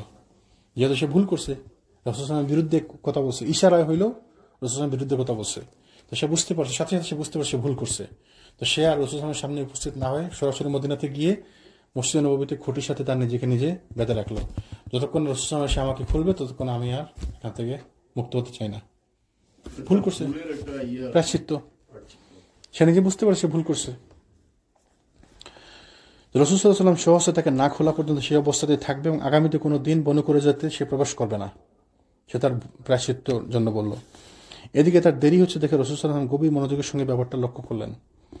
অতঃপর তিনি প্রকৃত ব্যাপারটি যখন জানলেন, তখন বললেন, সে যদি আমার নিকট আসতো তাহলে আমি তার জন্য ক্ষমা প্রার্থনা করতাম আল্লাহর কাছে। এখন যখন যেহেতু সে নিজে সিদ্ধান্ত নিছে, তাহলে এটা আর আমার কিছু করার নাই, এটা আল্লাহর পক্ষ থেকে যা সিদ্ধান্ত আসবে ওইটাই হবে। আমার কাছে যদি আসতো, সে বলতো যে আমি ভুল করছি ইয়া রাসূলুল্লাহ, তাহলে আমি তার জন্য ক্ষমা প্রার্থনা করতাম।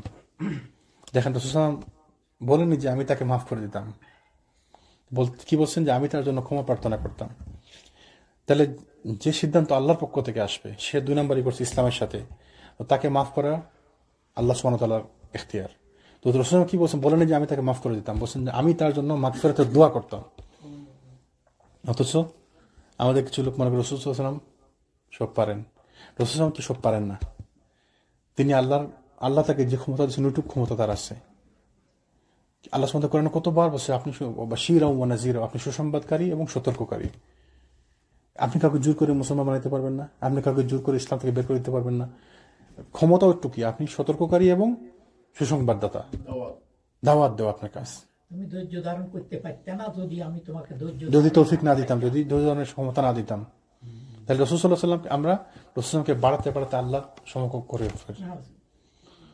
এইটা তো অপরাধ, তাই না? শিরিক।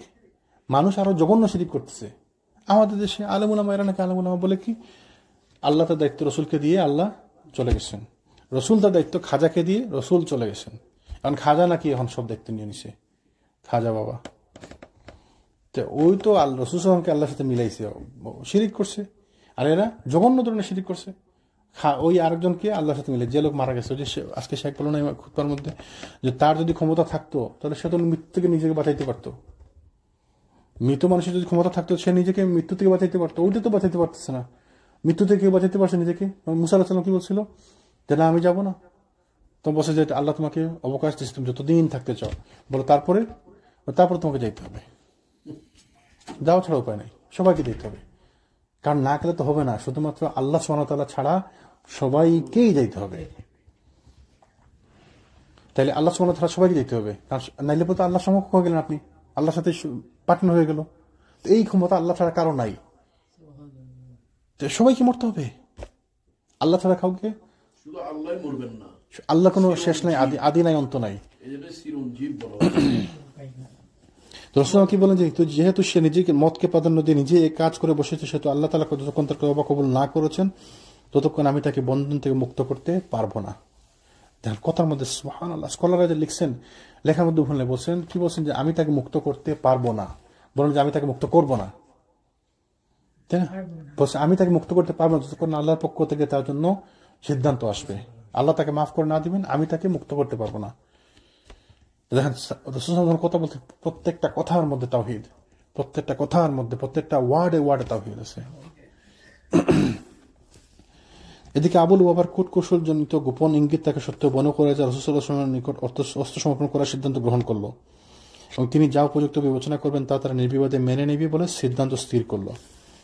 তারা আবুল বাবা তাদেরকে বলছিল, ইশারা দিছিল, কিন্তু তারপরে তারা আসলে সাহস নাই, সাহস না থাকলে যা হয়। তো ওই যে আল্লাহ সুবহানাহু ওয়া তাআলা তাদের মনের মধ্যে ভীতি সঞ্চার করে দিচ্ছেন।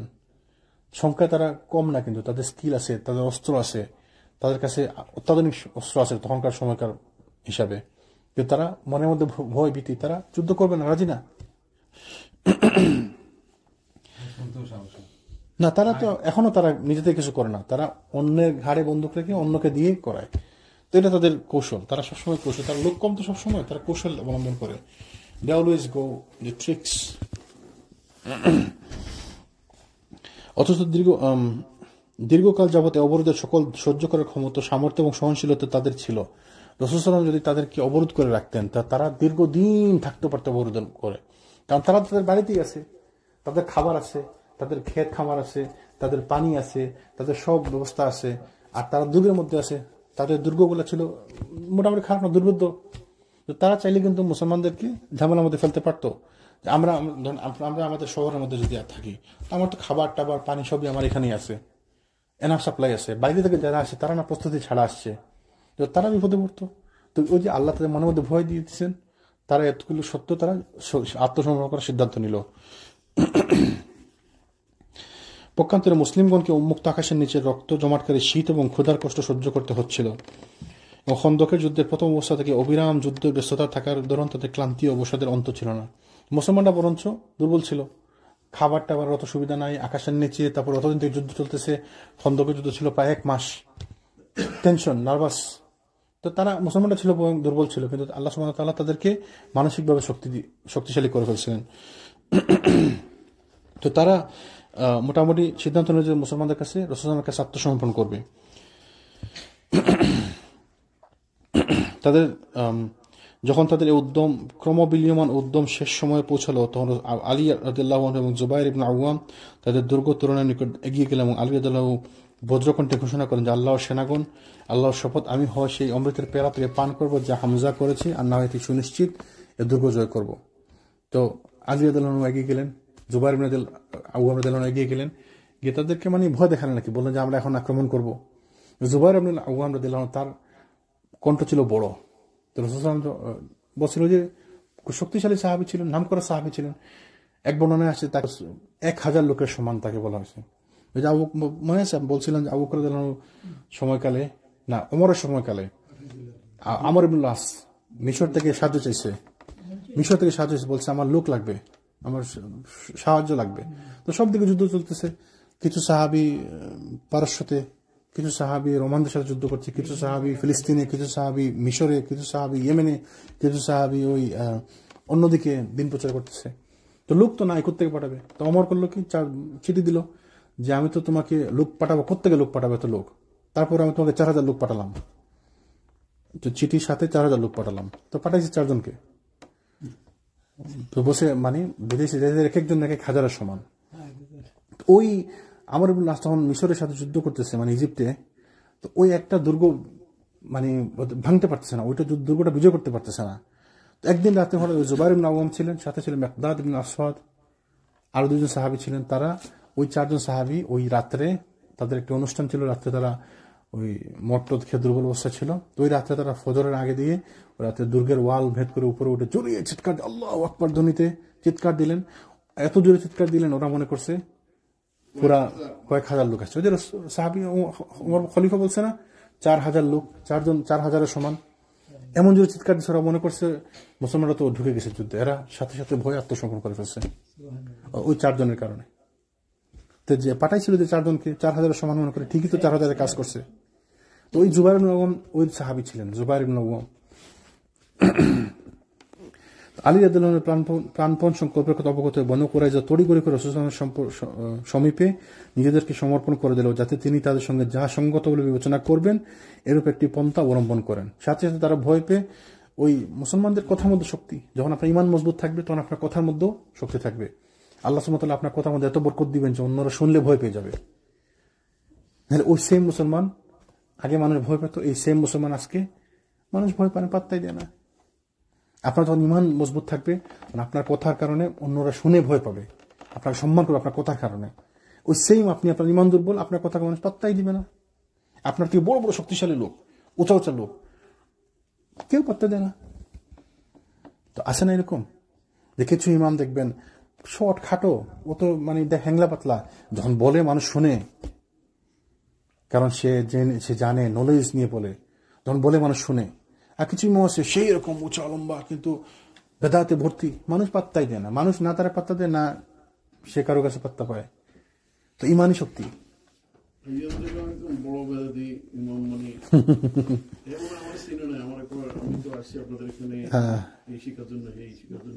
না সে একটু পাটনি আর কি, চিনি তো, চিনি তো, একটু আসলো আর কি, একটু ভাব নিল। আসসালামু আলাইকুম। তো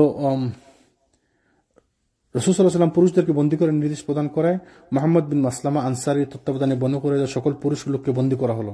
যখন তারা আত্মসমর্পণ করলো তাদের সবাইকে বন্দী করা হলো এবং মহিলা এবং শিশু এবং অক্ষম পুরুষদের সযত্নে পৃথকভাবে রাখা হলো।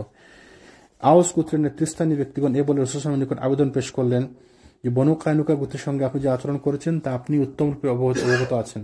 তারা হচ্ছে আমাদের বন্ধু, তা আমরা যদি তাদেরকে হেল্প করতে চাই আমরা কি করতে পারি, তা আপনি তাদের প্রতি ইহসান করুন। তারা খাজরাজ গোত্রের বন্ধু ছিল, ওই যে মদিনার খাজরাজ গোত্রের বন্ধু ছিল বনু কায়নুকা, আর আউস গোত্রের বন্ধু ছিল আরেকটি গোত্র। তো তারা বলছিল যারা তো আমাদের হালিফ, আমাদের বন্ধু, তা আপনি এদের প্রতি একটু ইহসান করুন। রাসূল সাল্লাল্লাহু আলাইহি ওয়াসাল্লাম বলেন যে আপনারা কি ব্যাপারে সন্তুষ্ট নন যে আপনাদের এক ব্যক্তি তাদের সম্পর্কে মীমাংসা করে দিবেন?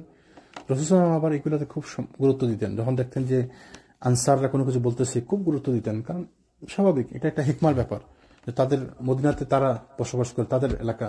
তো যখন আনসাররা কোনো কিছু বলতো রাসূল সাল্লাল্লাহু আলাইহি ওয়াসাল্লাম এটা গুরুত্ব দিতেন। তো তিনি তাদেরকে সাথে সাথে বললেন যে তোমরা কি এটাতে একমত হবে যে তোমাদের মধ্যে যদি একজনকে আমি দায়িত্ব দিই সমাধান মীমাংসা করার জন্য? তারা বললেন হ্যাঁ অবশ্যই, এটা তো ভালো। তো রাসূল সাল্লাল্লাহু আলাইহি ওয়াসাল্লাম বললেন তাইলে সাদ বিন মুআজের দায়িত্ব দিয়ে দিই। সাদ বিন মুআজ মনে আছে কি বলছিলাম? সাদ বিন মুআজ খাজরাজ গোত্রের নেতা ছিলেন, তাই না? এবং তিনি ছিলেন ওই সাহাবী যার মৃত্যুতে কি বলছিলাম আল্লাহর আরশ কেঁপে উঠেছিল। ওই সাহাবী, নাম করা সাহাবী, কত বড় সাহাবী যার মৃত্যুতে আল্লাহর আরশ কেঁপে উঠেছিল। আর কোনো সাহাবীর মৃত্যুতেই সংবাদ পাওয়া যায় না, আর কোনো বর্ণনা পাওয়া যায় না কোনো সাহাবীর মৃত্যুতে আল্লাহর আরশ কেঁপে উঠেছিল।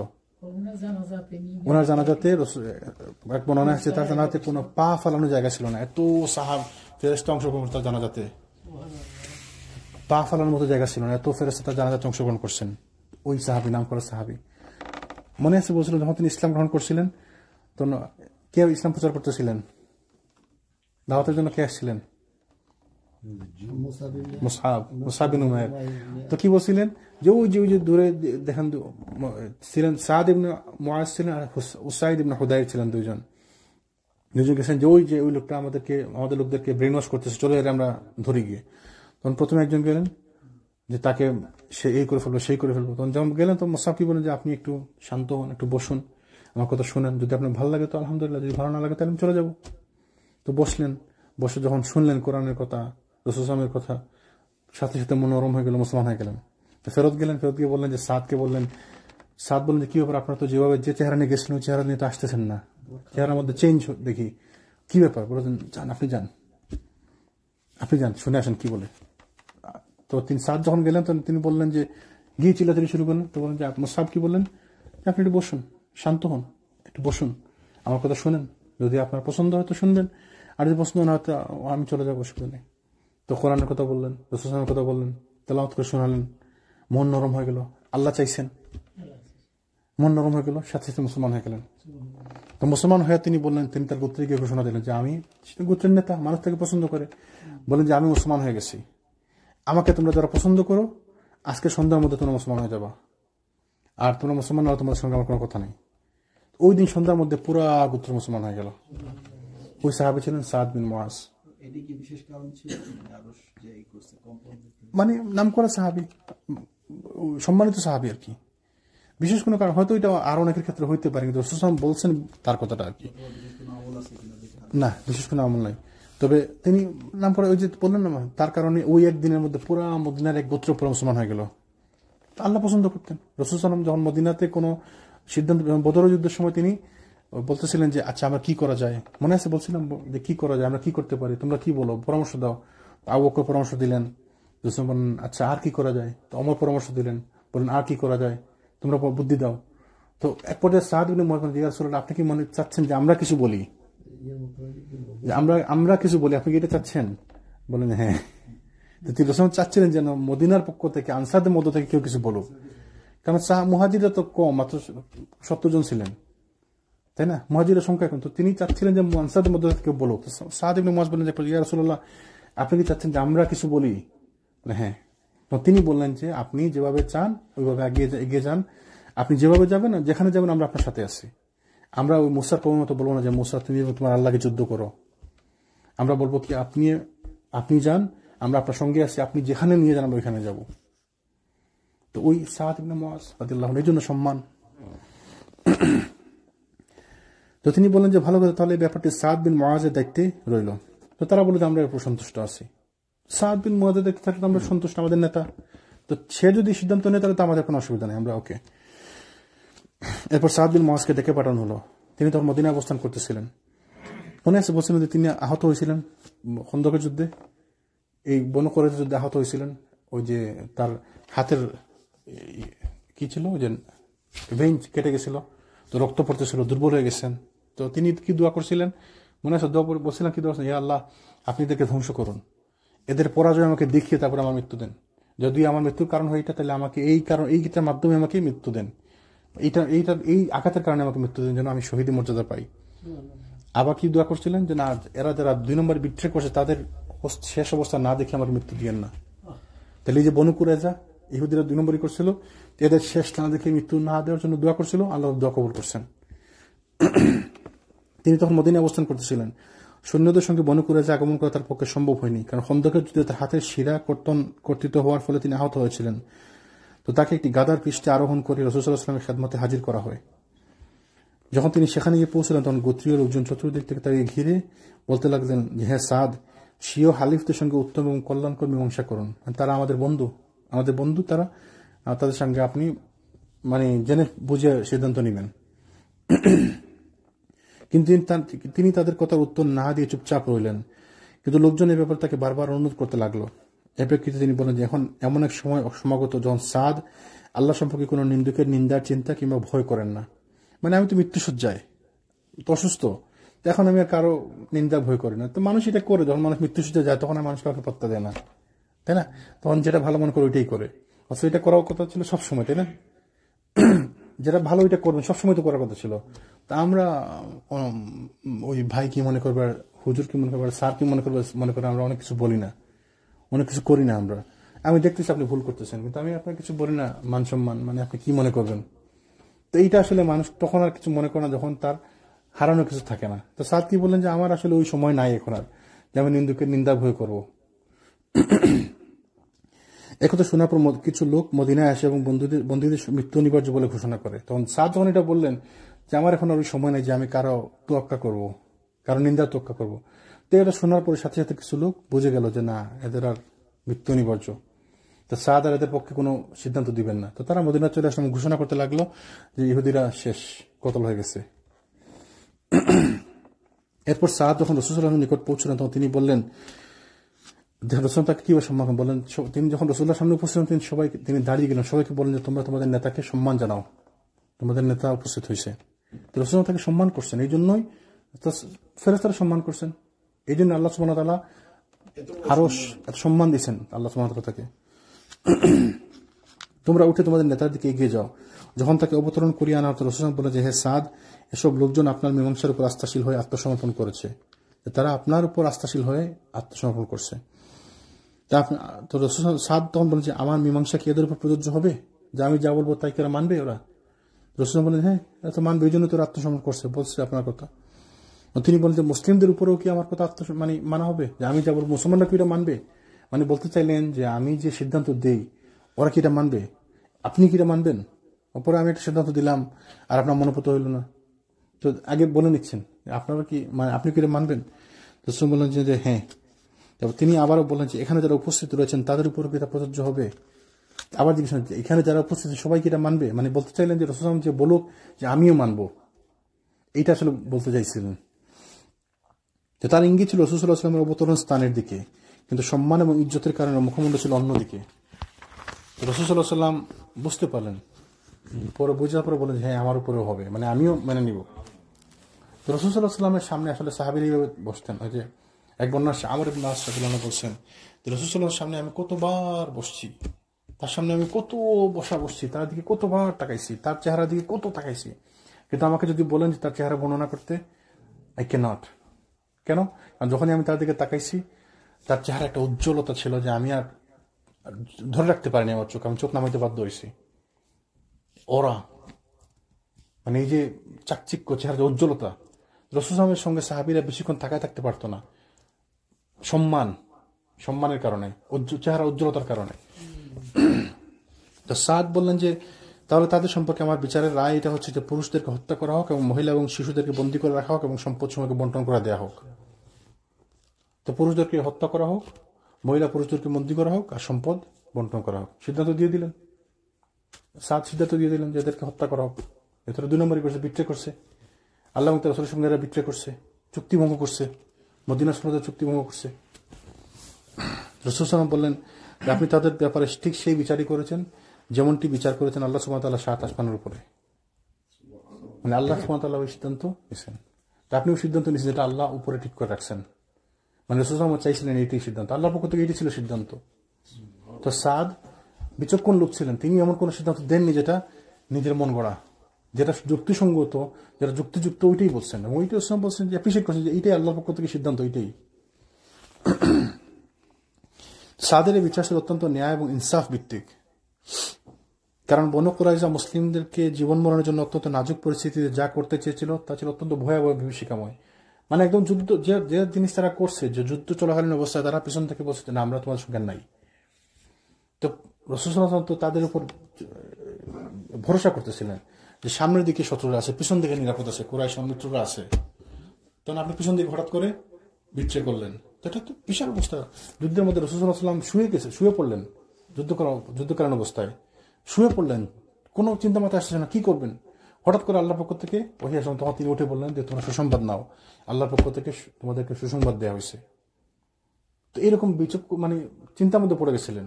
তো তারা তো আসলেই খারাপ ব্যবহার করছে, খারাপ আচরণ করছে। আর বিট্রে করা তো ইসলামে একটি বড় অপরাধ। যুদ্ধের মধ্যে থেকে পালিয়ে যাওয়া কুফরি, কবিরা গুনাহ, বড় কবিরা গুনাহ, যুদ্ধের মধ্যে থেকে পলায়ন করা। মুনাফিক তো অবশ্যই, কিন্তু সাধারণ মুসলমানদের জন্য যুদ্ধের মধ্যে থেকে পালিয়ে যাওয়া বড় কবিরা গুনাহ। 7টি কবিরা গুনাহ, 10টি কবিরা গুনাহ বিভিন্ন হাদিসের মধ্যে আসতার মধ্যে একটি হচ্ছে যুদ্ধের ময়দান থেকে পালিয়ে যাওয়া। তো সাদের এই বিচার ছিল অত্যন্ত ন্যায় এবং ইনসাফ ভিত্তিক, কারণ বনু কুরাইজা মুসলিমদেরকে জীবন মরণের জন্য অত্যন্ত নাজুক পরিস্থিতিতে যা করতে চেয়েছিল তা ছিল অত্যন্ত ভয়াবহ এবং বিভীষিকাময়। অঙ্গীকার ভঙ্গের জন্য একটি জঘন্য অপরাধও তারা করেছিল। অধিকন্তু মুসলিমদেরকে নিঃশেষ করে ফেলার জন্য তারা 1500 তরবারি, 2000 বর্ষা এবং যুদ্ধে ব্যবহার উপযোগী 300 লৌহ বর্ম এবং 500 প্রতিরক্ষা ঢাল সংগ্রহ করে রেখেছিল। পরবর্তীকালে সেগুলো মুসলমানদের অধিকারে আসে। তো এই এত সমস্ত অস্ত্রশস্ত্র তারা রেডি করে আসে মুসলমানদের বিরুদ্ধে ব্যবহার করার জন্য, যে দেখেন তাদের অস্ত্রশস্ত্র ছিল এনাফ। তো আজকালকার যুগের ওই মিসাইল তৎকালীন যুগের এই অস্ত্রগুলো তো সমানই, তাই না? আধুনিক অস্ত্র ছিল এগুলা। কিন্তু আল্লাহ তাদের মনের মধ্যে ভয় দিয়ে ঢুকিয়ে দিয়েছিলেন, তারা দুর্বল হয়ে গেছিল যুদ্ধ করতে পারে। তাদের লোকসংখ্যাও ছিল, তাদের অস্ত্রও ছিল, তাদের ভৌগোলিক অবস্থানও ছিল ভালো, তারা তাদের বাড়ির কাছে ছিল, কিন্তু তারা যুদ্ধ করতে সাহস পায়নি। তো সিদ্ধান্তের পর রাসূল সাল্লাল্লাহু আলাইহি ওয়াসাল্লামের নির্দেশে বনু কুরাইজা গোত্রের লোকজনদেরকে মদিনায় এনে বনু নাজ্জার গোত্রের হারিসের কন্যার বাড়িতে আবদ্ধ করে রাখা হয়। তাদেরকে মদিনাতে নিয়ে আসা হয়। অতঃপর মদিনার বাজারে একটি পরীক্ষা খনন করে বন্দীদেরকে একটি দলকে সেখানে নিয়ে শিরচ্ছেদ করা হয়, হত্যা করা হয়। এহেন অবস্থায় নিপতিত অবশিষ্ট কিংকর্তব্যের বন্দীগণ যখন স্বীয় নেতা কাব বিন আসাদের নিকট জানতে চাইল যাদেরকে এখান থেকে নিয়ে যাওয়া হচ্ছে তাদের প্রতি কি আচরণ করা হচ্ছে, নেতাকে জিজ্ঞেস করল এরা এদেরকে কি করা হচ্ছে। তিনি নেতা বলেন যে কি আর করা হচ্ছে, তোমরা বোঝো না? যারা দেখতে তারা তো ফিরে আসে না, তারা বোঝো না কি করা হইতেছে। এভাবে বন্দীদের সকল, যাদের সংখ্যা ছিল 600 এবং 700 মাঝামাঝি, শিরচ্ছেদ করা হয়, তাদেরকে হত্যা করা হয় বন্দীদেরকে। তো উল্লেখিত ব্যবস্থাপনার দ্বারা প্রতিষ্ঠিত এবং পরিপক্ক অঙ্গীকার ভঙ্গকারী। আচ্ছা, একটা কথা বলে রাখি, অনেকের আমাদের মনে হইতে পারে যে তাদেরকে মারার কি দরকার ছিল, এরা তো আত্মসমর্পণ করছে। আমাদের মনের মধ্যে এই ধরনের চিন্তা আসে। We think like that, yeah. Muslim scholars talk about these things nowadays. তো যখন বলা হয় যে মুসলমান চুরি করলে হাত কাটা লাগবে, এই আমেরিকাতে ওয়ার্ল্ড ফেমাস স্কলার আছে, ওরা বলে যে I think this is medieval times law. It should be changed. The Quran আইন, আল্লাহর আইন, সে বলে এটা it should be changed. This should not continue. তো সে বলতেছে ইসলামের আইন এটা পুরান হয়ে গেছে, এটা আসলে অমানবিক, ইনহিউম্যান, এই নিয়মটা চেঞ্জ করা উচিত। আপনি বুঝেন কি বলছে? সে কুফরিতে চলে গেছে, সে ইসলাম থেকে বেরিয়ে গেছে। তো এই আমাদের কি বুঝতে হবে, যখন আমার আপনার মনোপুতন যদি নাও হয়, তো আমি যেমন আল্লাহর বান্দা, ওরাও তো আল্লাহর বান্দা, তাই না? তো আল্লাহ যদি সিদ্ধান্ত দিলেন যে ওদেরকে হত্যা করার জন্য, নিশ্চয়ই আল্লাহ এখানে আপনার থেকে ভালো বুঝেন। আপনি অনেক কিছু বুঝতে পারেন। যেমন মুসা আলাইহিস সালাম গেছিলেন, যখন তার ওই যে বলছিলেন যে আমার থেকে জ্ঞানী কি আসে, তখন বললেন যে তুমি অমুক জায়গায় যাও, এক বান্দার সাথে দেখা হবে খিজিরের সঙ্গে। তো খিজিরের সঙ্গে যখন গেলেন, খিজির আলাইহিস সালাম তাকে বললেন যে আপনি আমার সঙ্গে থাকতে পারবেন না, আপনি ধৈর্য ধরতে পারবেন না, আপনি বুঝবেন না আমার কাজ। বলছেন না আমি পারবো। তো খিজির করলেন, গিয়ে জায়গায় গেলেন, নৌকা দিয়ে যাচ্ছিলেন, হঠাৎ করে কোনো কথা নেই বার্তা না, ফট করে নৌকাতে ফোঁটা করে দিলেন। তো মুসা বললেন যে আশ্চর্য ব্যাপার, এই লোক আমাদেরকে সাহায্য করতেছে, আমরা তো নৌকা দিয়ে যাচ্ছি, আপনারা নৌকা ফোঁটা করে দিলেন। না তো নৌকা দিয়ে এটা করে তো খায় সে, কারণ সে খাইব কি? তো খিজি বলেন যে আমি তো আপনাকে বললাম যে আপনি ধৈর্য ধরতে পারবেন না, আপনি বুঝবেন না আমার কাজ, আপনি চলে যান। তো মুসা বলেন যে ঠিক আছে, আচ্ছা ঠিক আছে, আমি ধৈর্য ধরবো। আবার এক জায়গায় গেলেন, তো খিজির আলাইহিস সালাম করলেন কি, একটা বাচ্চা আসছে, তাকে ধরে হত্যা করে ফেললেন, মেরে ফেললেন। তো বলে আশ্চর্য ব্যাপার, আপনি একটা বাচ্চাকে মেরে ফেললেন। তো বলে আমি তো বলছি আপনি আমার সাথে ধৈর্য ধরতে পারবেন না। কোরআনের বর্ণনা, এটা সূরা কাহফের মধ্যে আছে একদম পরে। তো বলেন আমি তো বলছি আপনি আমার সঙ্গে ধৈর্য ধরতে পারবেন না। বলে ঠিক আছে, আমি ধৈর্য ধরবো। পরে জায়গায় গেলেন, ওই এক জায়গায় হঠাৎ করে একটা ওয়াল উঠাই দিলেন, বলুন যে কী ব্যাপার, কোনো কথা নেই বার্তা নেই, আপনি একটা ওয়াল উঠাই দিলেন, একটা কনস্ট্রাকশন করে দিলেন। তো বলেন যে আমি আপনাকে বলছি আপনি পারবেন না, তাহলে আমি বলি আপনাকে কী কী কারণে কী করছি, তারপর থেকে আপনি এখান থেকে কাট। ওই যে নৌকা আমি ফুটা করছি, তা আমি তো ভালোর জন্য করছি। কীভাবে, কী ভালোর জন্য, যে কিছু দূর সামনে গেলে একটা অত্যাচারী শাসক আছে, যে করে কি ভালো বড় নৌকা যারা আছে নৌকাগুলো সে নিয়ে যায়। তা আমি তার নৌকাতে একটা ফোঁটা করে দিলাম, তার নৌকা ত্রুটিযুক্ত হয়ে গেল। এই নৌকার ওই লোক, ওই শাসক এটা নিবে না। এই লোক যখন বাড়ি পৌঁছাবে, তার এই ক্ষতিটা তো ছোট, এটা সে রিপেয়ার করে নিতে পারবে ইজিলি, তার রুজি চলবে, ইনকাম চলবে, সে ভালো চলবে। কিন্তু যদি লোক, ওই রাজা যদি, ওই শাসক যদি তার নৌকা নিয়ে যেত, তাহলে তো সে পড়তো। তা আপনি বুঝেন নাই, আপনি বুঝি না দেখে আপনি মনে করি যে এটার মধ্যে ভালো কিছু নাই, এমন না ব্যাপারটা। আমার আপনার ক্ষমতা করতুক, জ্ঞান করতুক, বুদ্ধি করতুক। আমি ওই যে ওই লোককে হত্যা করছেন, বাচ্চাকে হত্যা করছেন, বলছেন যে আমার আল্লাহর পক্ষ থেকে আমাকে জানানো হয়েছে যে বাচ্চা খারাপ, বাচ্চা বড় হয়ে তার মা বাপের খারাপ ক্ষতি করবে। মাতা পিতা খুব ভালো লোক ছিল, তার মাতা পিতা ভালো লোক ছিল, তা আমি তার জন্য তাকে হত্যা করছি। আল্লাহর কাছে দোয়া করছি আল্লাহ যেন তাদেরকে একটা ভালো সন্তান দেন, আল্লাহ তাদের বিনিময়ে তাদেরকে একটা ভালো সন্তান দিবেন। তো এইটা তো আমরা জানি না। আমার কাছে মনে হচ্ছে একটা বাচ্চা হঠাৎ করে হত্যা করে ফেললো, ও তো আল্লাহর পক্ষ থেকে ওহিপ্রাপ্ত, তো সে তো জানে, আল্লাহ তাকে বলছেন, আল্লাহর মাধ্যমে সে এটা জানছে। তো এই জন্য অনেক সময় আমাদের কাছে অনেক কাজ মনে হয় যেন অযৌক্তিক, এবং আমরা তো বলি না, অনেক মানুষ তো সরাসরি বলে যে ইসলামের কথাটা আমার অযৌক্তিক মনে হয়। সাধারণ মুসলিমরা না, বড় বড় মুসলিম স্কলাররা বলে, যারা মদিনা ইউনিভার্সিটি থেকে পাশ করছে, বড় বড় ওয়ার্ল্ড ফেমাস স্কলার, আসলে ওয়ার্ল্ড ফেমাস স্কলার, আপনি তার এত ফলোয়ার তার। এই লোক কি বলে যে ইসলামের কিছু নিয়ম আছে, এগুলো চেঞ্জ করতে হবে, হাত কাটা, এই যে পাথর মেরে রজম করা, হত্যা করা, হ্যাঁ, তো এইগুলো হত্যা করা, এগুলো ইউটিউবে আসছে, ওপেনলি আছে, এগুলো কোনো লোকাল কোনো কিছু না। আহমেদ দিদার যেখানে গেছে মেইনলি, তো আহমেদ দিদা উঠিয়া কইলা যে এর আগে কি হইছে, কিন্তু করে আমরা মারছি, আগে কি হইছে, ওয়াই ইট হ্যাপেন্ড, তারা বিট্রে করছে। আর মদিনা সনদের চুক্তি ছিল যে তারা চুক্তি ভঙ্গ করে তাদেরকে শাস্তি দেওয়া হবে। তো এই জন্য আমি এখন হয়তো বুঝতেছি না যে এদেরকে হত্যা করে কি কারণে হত্যা করা হয়েছে। এরা তো সাপ, এইগুলো তো সাপের চেয়ে ভয়ঙ্কর। স্টিল টুডে এখানে কথার উদ্দেশ্য হলো আমি নিজকে অনেক জ্ঞানী মনে করি। আল্লাহ বলছে যে মুসা তোমার সে জ্ঞানী লোক আরো আছে। এক্স্যাক্টলি, মানে আপনি জানেন না তার মানে না যে ওইটাই ভুল বা ওইটা ঠিক না। আপনি না জানলে ওইটার মধ্যে আল্লাহর হিকমত আছে, কি জন্য আল্লাহ কি কাজ করান সেটা আল্লাহ ভালো জানেন।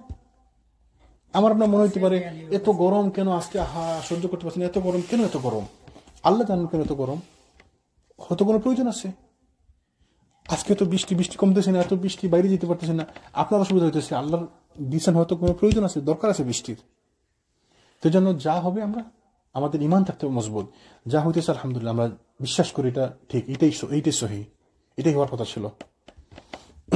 সেই জন্য যদি কখনো মনের মধ্যে এরকম জিনিস আসে যে 600টা লোককে হত্যা করে ফেললো, আল্লাহর হুকুম হত্যা করা হয়েছে, এই চোখে আল্লাহর পক্ষ থেকে হুকুম আসছে তার হত্যা করা হবে, এবং এইটাতে এর মধ্যেই খেয়ে আছে, এর মধ্যেই ভালো আছে। বিট্রে করতো, এবং এরা সব সময় বিট্রে করছে, আজকে পর্যন্ত এরা বিট্রে করে, কিয়ামত পর্যন্ত এরা বিট্রে করবে। এরা এমন বিশ্বাসঘাতক, এটা গাছ পর্যন্ত বলবে যে আমার পিছনে একটা লুকাইছে, আমার পিছনে লুকাইছে, ওরা হত্যা করো, হাদিসের মধ্যে আসছে। তারা বিশ্বাসঘাতক। আল্লাহ সুবহানাহু ওয়া তাআলা তাদের জন্য আকাশ থেকে খাবার পাঠাচ্ছিলেন, আসমানি খাবার, বলে দেন আমাদের খাবার পছন্দ না, আমরা নিজে থেকে উৎপাদন করে খাবো। তো আসমানি খাবার তাদের পছন্দ না, আল্লাহ পাঠাইতেছে। জি, এখন এটা আল্লাহ আলম কেন, স্কলাররা বলছেন যে এটা হাদিসের মধ্যে আসছে, ইহুদিদের গাছ, গারকাদ, ইহুদিদের গাছ। ইহুদিদের গাছ বলতে কি আল্লাহ জানেন, হয়তো ওই তারা রোপণ করবে বা আল্লাহ আলম। স্কলাররা বলছেন যে আল্লাহ নোজ বেস্ট, কেন বলবো না একটা গাছ, আল্লাহ আলম। আমাদের এই খাবার ভালো লাগে না, আসমানি খাবার খেতে ভালো লাগে না। ইনশাআল্লাহ আজানের সময় আমরা আগামী দিন কন্টিনিউ করবো ইনশাআল্লাহ। আল্লাহ যেন আমাদের বোঝার তৌফিক দান করেন, আমাদের রাসূলের জীবন থেকে শিখে আমাদের জীবনে আমরা ইমপ্লিমেন্ট করতে পারি, এটা হচ্ছে বড়। এই সিরাত শিকার বা পড়ার উদ্দেশ্য হচ্ছে আমরা এটা রাসূলের জীবনে জানতে পারি, জেনে আমরা আমাদের লাইফে ইমপ্লিমেন্ট করতে পারি। আল্লাহ যেন আমাদেরকে তৌফিক দেন। সুবহানাকাল্লাহুম্মা ওয়া বিহামদিকা আশহাদু আল্লা ইলাহা ইল্লা আনতা আস্তাগফিরুকা ওয়া আতুবু ইলাইক।